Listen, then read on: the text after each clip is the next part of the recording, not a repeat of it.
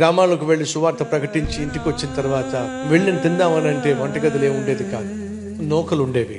ఆ నూకలతోనే జావ చేసుకుని తిందామనుకునేసరికి అక్కడేమో ఇద్దరికో ముగ్గురికో లేక నలుగురికో ఐదుగురికో తినడానికి ఉండేది.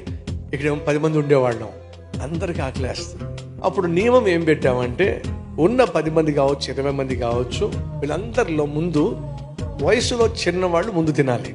వాళ్ళు తిన్న తర్వాత ఏదైనా మిగిలితేనే వయసులో అందరికంటే పెద్దవాళ్లే తినాలి. అది ఆ రోజు ఉన్నటువంటి నియమం.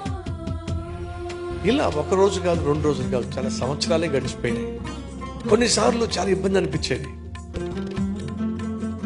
దేవుణ్ణి అడిగామండి, కడుపు నిండా భోజనం పెట్టి సేవలో వాడుకో ప్రభు మమ్మల్ని అని చెప్పి అడిగామండి. అయినా కొన్నిసార్లు తినడానికి ఉండేది కాదు.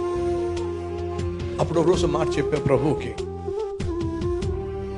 ప్రభా ఒకవేళ నువ్వు మాకున్న అవసరాలు తీరిస్తే సంతోషంగా సేవ చేస్తాం, మాకున్న ఆకలి తీరిస్తే సంతోషంగా సేవ చేస్తాం.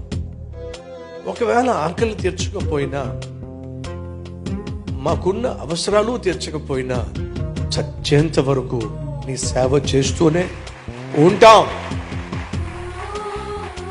అది ఆ రోజు నేను నా ప్రభువుకి ఇచ్చిన మాట. ఆ మాట నా ప్రభు విన్నాడండి. ఇదిగో ఇంత అద్భుతమైన సేవను దయచేశాడు.